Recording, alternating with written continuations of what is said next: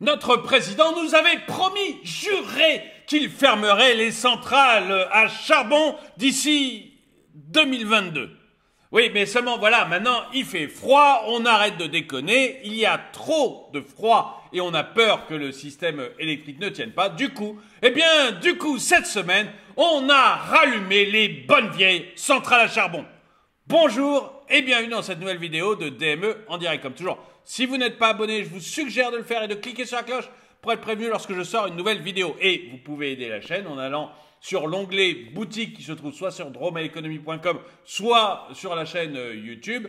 Onglet boutique dans lequel vous trouverez des suites comme celui-ci, des mugs, des polos, des t-shirts, des casquettes, des magnets, des autocollants.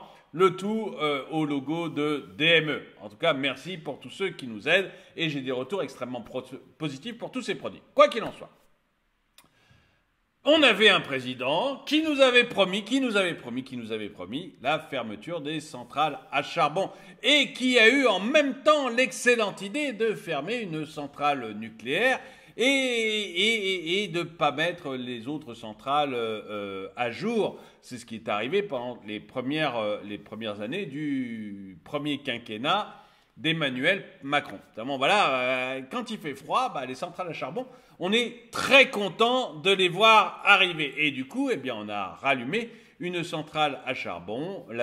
Cette semaine, on a rallumé une centrale à charbon pour nous fournir suffisamment d'électricité. Ironie du sort, c'est juste à côté d'une centrale nucléaire qu'on a fermée. Mais peu importe, on a rallumé cette centrale à charbon. Et ce qui m'a intéressé, ce n'est pas uniquement l'ironie de voir à quel point nos dirigeants sont nuls, mais c'est surtout le fait que ces centrales à charbon, les fermer, c'est beaucoup plus compliqué que ce qu'on pensait.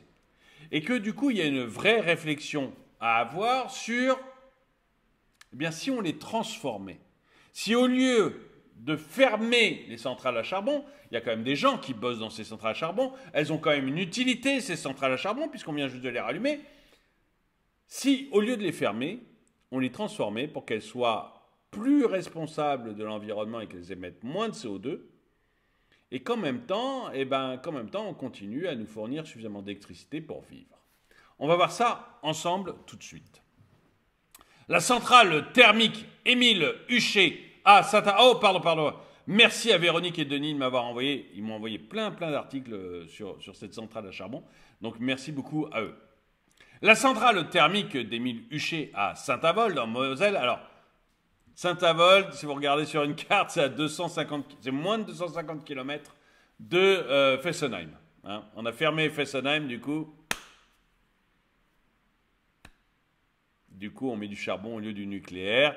Merci le premier quinquennat d'Emmanuel Macron. C'était bien d'avoir quelqu'un qui ne connaissait absolument rien à l'énergie se retrouver président de la République. Donc l'une des deux dernières centrales à charbon encore en activité en France a récemment été sollicitée pour faire face au pic de consommation électrique provoqué par la vague de froid qui a frappé la France le mardi 9 janvier 2024. Cette situation met en lumière la nécessité pour une installation industrielle de cette envergure de répondre immédiatement à la demande. Réponse immédiate au pic de demande d'énergie. La capacité de la centrale Émile Huchet à réagir rapidement au pic de demande d'énergie est cruciale pour assurer la stabilité du réseau électrique. Vous savez que l'un des gros problèmes que l'on a avec le réseau électrique, déjà, c'est que vous avez du froid, du chaud, la température change. Et en principe, une centrale nucléaire, puisque notre énergie elle est massivement produite par les centrales nucléaires, une centrale nucléaire, c'est pas fait pour faire du stop and go. Hein, voilà, je ne vous fais pas un cours sur ce que c'est que l'énergie nucléaire, mais c'est fait pour être continu, en fait, pour être lissé au maximum. Et aujourd'hui, nous, on connaît deux problèmes majeurs.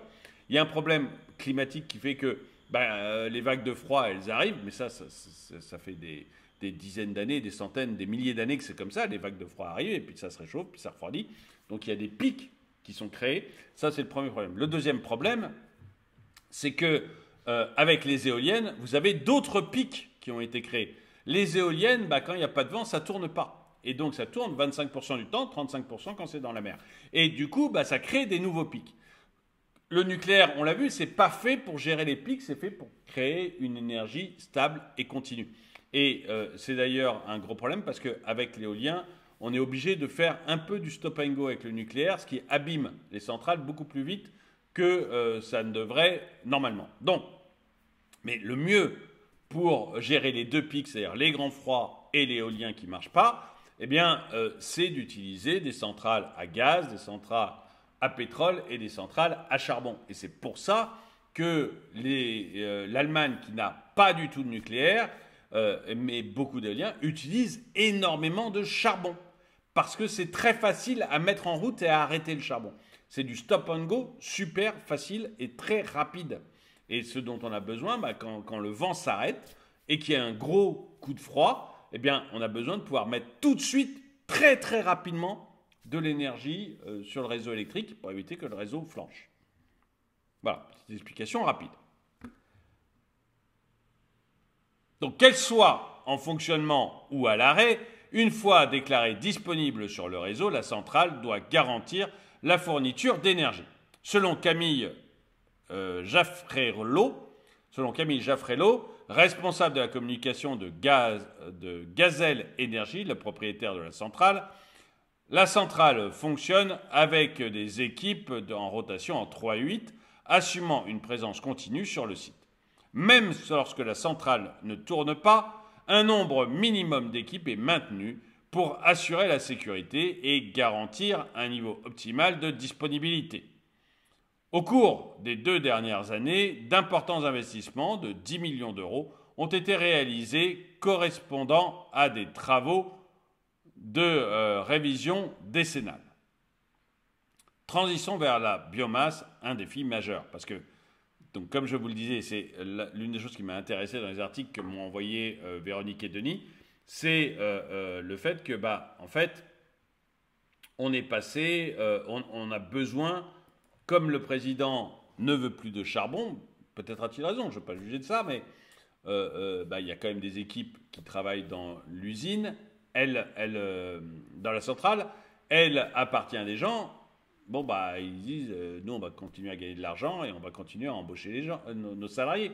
Donc, ils sont en train de modifier cette centrale à charbon pour essayer de l'envoyer vers autre chose.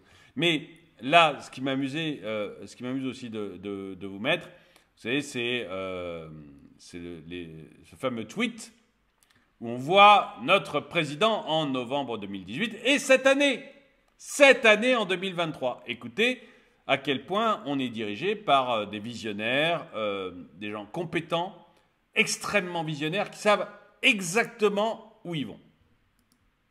Nous avons décidé de fermer l'ensemble des centrales à charbon.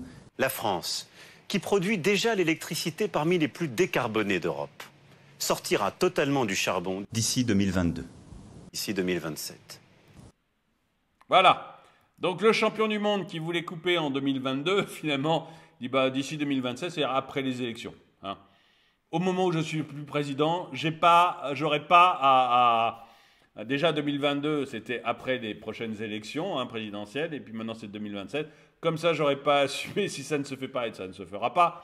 Enfin, ça ne se fera pas. Non, ça je ne peux pas aller jusque-là, mais parce qu'il y en a que 2, donc c'est pas non plus de la folie douce, mais ça va être compliqué malgré tout parce qu'on a de plus en plus besoin d'énergie, surtout pour ces satanées voitures électriques, et on veut de plus en plus de voitures électriques, donc il faut bien de plus en plus d'énergie, donc se couper comme ça des sources d'énergie, c'est compliqué, surtout l'hiver. Mais voilà, je voulais montrer à quel point on a des gens qui sont constants dans leurs pensées, qui sont quand même très bons, quoi, qui sont brillantissimes. Allons voir ce qui m'intéressait vraiment, c'est-à-dire ce qu'on va faire de ces centrales à charbon et comment elles vont évoluer. La transition vers la biomasse, un défi majeur. À l'horizon 2027, dans le contexte de la décarbonation, la centrale Émile Huchet envisage une transition vers la biomasse, avec un test prévu ce mois de janvier consistant à introduire 20% de black pellet, des résidus de bois torréfiés augmentant le pouvoir calorifique des pellets. Cependant, atteindre un mélange combustible de 50% nécessitera des investissements substantiels d'environ une centaine de millions d'euros, en plus des investissements de manutention. Ce changement majeur pose un défi technique considérable, nécessitant des solutions pour réaliser des travaux lourds tout en maintenant la disponibilité opérationnelle de la centrale, surtout pendant les hivers rigoureux. Les défis humains dans le secteur énergétique. Faire fonctionner une centrale thermique exige également des compétences spécifiques et la centrale Émile Huchet est confrontée à un défi supplémentaire lié au renouvellement de son personnel. Avec un nombre élevé de départs en 2015, la nécessité de recruter de nouveaux talents est incontournable. Camille Jaffrelot, indique qu'ils ont sollicité d'anciens employés et ont effectué récemment une quinzaine d'embauches en partenariat avec France Travail. Actuellement, ces employés bénéficient de formations selon le principe du compagnonnage pour acquérir les compétences nécessaires à la gestion de la centrale. Les défis saisonniers de la diversification énergétique. Les défis pour la centrale Émile Huchet ne se limitent pas à la vague de froid hivernale. Les étés présentent également des défis avec des épisodes de sécheresse et la baisse de niveau des fleuves forçant les centrales nucléaires à réduire leur production. De plus, des périodes de forte chaleur entraînent des pics de consommation mettant à l'épreuve la stabilisation du réseau électrique. Je me demande, en vous lisant ça, si en fait, la démarche de dire on va fermer les centrales à charbon est une bonne idée. Je me demande, c'est dégueulasse, hein, regardez les fumées. Là, pour le coup, c'est une centrale nucléaire, des cheminées des centrales nucléaires, c'est de l'eau qui sort. Hein, c'est de la vapeur d'eau, donc c'est pas sale, c'est de la vapeur d'eau. En fait, c'est l'eau qui est arrivée à la centrale pour réchauffer pour refroidir le réacteur qui part. Voilà. Donc c'est de la vapeur d'eau. Là, c'est dégueulasse, quoi. C'est du CO2, c'est dégueulasse. Donc c'est que des choses mauvaises qui sortent là par la cheminée. Donc je ne suis pas un fervent défenseur du charbon, ou du moins sous cette forme. C'est pas ma tasse de thé. Mais je me dis, c'est pas non plus... Vous voyez, contrairement aux Allemands, qui utilisent actuellement des centrales à charbon en continu, parce qu'ils ont de l'éolien. Et donc, les centrales à charbon en Allemagne consomment en continu quasiment. Là, on est dans le cas d'un appoint sur des périodes courtes, type vague de froid en France, ou type pas assez d'eau dans les rivières, donc baisse de la production de nucléaire. Mais vous voyez, ce n'est pas tout au long de l'année, extrêmement régulièrement, etc., comme ça peut se produire en Allemagne. Et du coup, je me dis, est-ce que c'est vraiment débile d'avoir des productions d'énergie qui marchent 15 jours l'été, 15 jours l'hiver, ça doit être à peu près ça, ou un mois l'été et puis 3 semaines l'hiver, d'avoir des sources d'énergie comme ça, qui certes seront un petit peu chères, parce que même si le charbon n'est pas cher, il faut des équipes en 3-8 toute l'année sur des trucs comme ça, donc fatalement la production coûte un peu cher, mais qui sont là très occasionnellement pour dépanner en cas de problème. Je me dis que c'est pas forcément idiot, quoi. Il y a un peu de pollution, c'est vrai, mais c'est très très épisodique. Voilà. Je me rends pas compte, je suis pas un spécialiste, donc peut-être auprès de spécialistes du charbon, je vais passer pour un imbécile, mais dites-le moi dans les commentaires que vous n'êtes pas d'accord avec moi pour telle et telle raison. Mais comme ça, intuitivement, je dis c'est pas forcément une idée stupide d'avoir comme ça des petits trucs qu'on peut mettre en stop and go très rapidement, très facilement, et qu'on n'utilise pas très longtemps et qui polluent certes, mais sur des périodes très courtes. En tout cas, ça me semble plus intelligent que de dire on va fermer avant d'avoir d'autres solutions. C'est-à-dire on produirait vraiment énormément d'énergie et on pourrait s'en passer, dire on ferme parce qu'on peut s'en passer, il n'y a pas de problème. Dire on va fermer en 2022 comme l'a fait, vous avez vu qui, dire on va fermer en 2022 tout ça alors qu'on ne pouvait pas le faire techniquement, puisqu'on a encore besoin aujourd'hui en 2024, donc techniquement on ne pouvait pas le faire, puis dire on va le fermer en 2027, ça me paraît très grossier et très... c'est une pensée à mon avis hyper légère. Voilà, on augmente les autres capacités de production, puis quand on n'en a plus besoin, on la ferme à la limite. Mais vous voyez, enfin bon, voilà, je me comprends, je peux en faire des caisses là-dessus, mais ça me paraît un peu idiot. Dites-moi ce que vous en pensez dans les commentaires.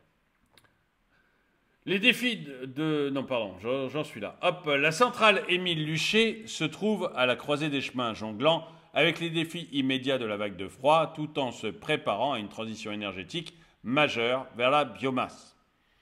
La disponibilité opérationnelle, les investissements nécessaires, la gestion des ressources humaines et la diversification énergétique sont autant de défis à relever. La transition vers la source d'énergie plus durable s'inscrit dans la démarche globale visant à assurer une sécurité énergétique tout en minimisant l'impact environnemental. Et honnêtement, je trouve ça hyper intéressant. Je trouve l'avenir de cette centrale très très intéressante. Et je crois que c'est un cas qu'il faudra suivre pour savoir si effectivement on arrive à passer vers la biomasse et est-ce qu'on a encore besoin de ce genre de centrale et voilà. En tout cas, dites-moi vous ce que vous en pensez. Merci d'avoir regardé cette vidéo. Mettez-lui un pouce vers le haut, commentez-la, partagez-la. Merci à tous ceux qui soutiennent la chaîne. Et moi, je vous dis à très bientôt.